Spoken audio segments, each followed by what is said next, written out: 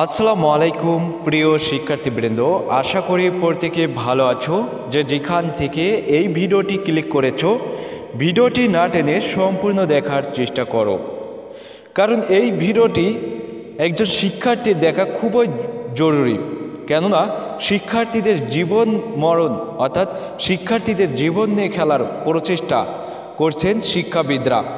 শিক্ষা প্রতিষ্ঠান খুলে দিয়ে শিক্ষার্থীদের জীবন নাশের মতো দুর্ঘটনায় ফেলতে চাচ্ছেন শিক্ষাবিদরা।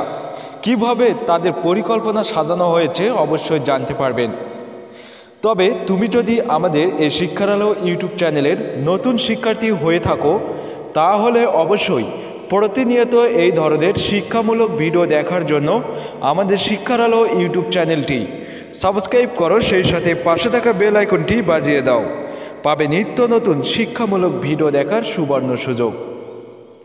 অনেকেই বলতে পারে, হাট বাজার থেকে শুরু করে বাংলাদেশের সর্বস্তরের সর্ব জায়গায় কোনো বাধা নেই, শিক্ষা প্রতিষ্ঠান খুললে কেন বাধা?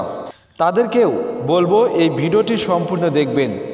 যারা কিনা আছেন স্কুল প্রতিষ্ঠান বন্ধ না থাকুক, অর্থাৎ স্কুল প্রতিষ্ঠান খুলে দেওয়া হোক কিংবা পরীক্ষা নেওয়া হোক, তাদের উদ্দেশ্যে একটি কথা বলবো, অবশ্যই ভিডিওটি না টেনে সম্পূর্ণ দেখবেন। শিক্ষা প্রতিষ্ঠান খুলে দেওয়ার কারণে শিক্ষার্থীদের জীবনে কেমনভাবে করোনা আক্রান্ত করেছে এবং শিক্ষার্থীদের জীবন কতটা ঝুঁকির মধ্যে রয়েছে, অবশ্যই ভিডিওটি সম্পূর্ণ দেখলেই বুঝতে পারবে। এখন আমি তোমাদের মাঝে আপডেট খবরটি পড়িয়ে জানিয়ে দিব। তবে এটি বাংলাদেশের খবর না হলেও বাংলাদেশের শিক্ষার্থীদের জীবনের সাথে মিলে যাবে এই খবরটি, অর্থাৎ বাংলাদেশের শিক্ষার্থীদের জন্য এই ভিডিওটি দেখা খুবই গুরুত্বপূর্ণ। কেননা ভারতের শিক্ষা প্রতিষ্ঠান খুলে দেওয়ার পরে করোনার আক্রান্ত ক্রমশ বাড়তে থাকে, সেই সাথে শিক্ষার্থীরা আক্রান্ত হয়। যদি বাংলাদেশের শিক্ষা প্রতিষ্ঠান খুলে দেওয়া হয়, তার ভয়াবহতা কেমনটা হবে অবশ্যই তোমরা বুঝতে পারবে। যাই হোক, আমি এখন আপডেট খবরটি পড়িয়ে জানিয়ে দিচ্ছি, অবশ্যই মনোযোগ সহকারে ভিডিওটি দেখার চেষ্টা করো। কেরালায় স্কুল খুলতেই করোনা আক্রান্ত 2 শতাধিক শিক্ষার্থী। ভারতের দক্ষিণাঞ্চলের রাজ্য কেরালায় দিন কয়েক আগেই দশম দ্বাদশের পড়ুয়াদের জন্য খুলে দেওয়া হয়েছে স্কুল। তারপরেই পাশাপাশি দুটি স্কুলের দশম শ্রেণীর 192 জন পড়ুয়া করোনায় আক্রান্ত হয়েছে। একই সঙ্গে মরণ ভাইরাসের কবলে পড়েছেন 72 জন স্কুল কর্মীও। আশঙ্কার এই খবর মিলেছে কেরালার মালাপ্পুরম জেলা থেকে। খবর ভারতীয় পত্রিকা এই সময়ের।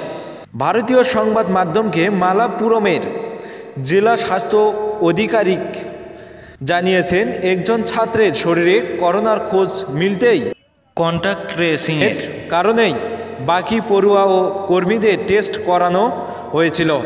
পাশাপাশি দুটি স্কুলের পড়ুয়াদের সকলেরই করোনা টেস্ট করা হয়েছিল। কিভাবে এতজনের শরীরে করোনা ছড়িয়ে পড়ল তা খতিয়ে দেখা হচ্ছে। এই সময়ের এক প্রতিবেদনে বলা হয়েছে যে কেরালার করোনা মোকাবেলার ধরন সারা পৃথিবীতে সাড়া ফেলেছিল। সেই রাজ্যের এমন পরিস্থিতিতে বিশেষজ্ঞরা সাধারণ মানুষের যথাযথ সতর্কতা না মানাকেই কাঠগড়ায় তুলছেন। যদিও গত বছর জানুয়ারি মাসে কেরালাতেই দেশের প্রথম করোনা রোগীর খোঁজ মিলেছিল, তারপর সাফল্য এসেছিল, কিন্তু ক্রমেই পরিস্থিতি নিয়ন্ত্রণের বাইরে চলে যায়। বর্তমানে কেরালায় মোট আক্রান্তের সংখ্যা প্রায় 10 লক্ষের কাছাকাছি। রবিবারেও মারণ ভাইরাসে সে রাজ্যে আক্রান্ত হয়েছেন 6075 জন, মৃত্যু হয়েছে 19 জনের।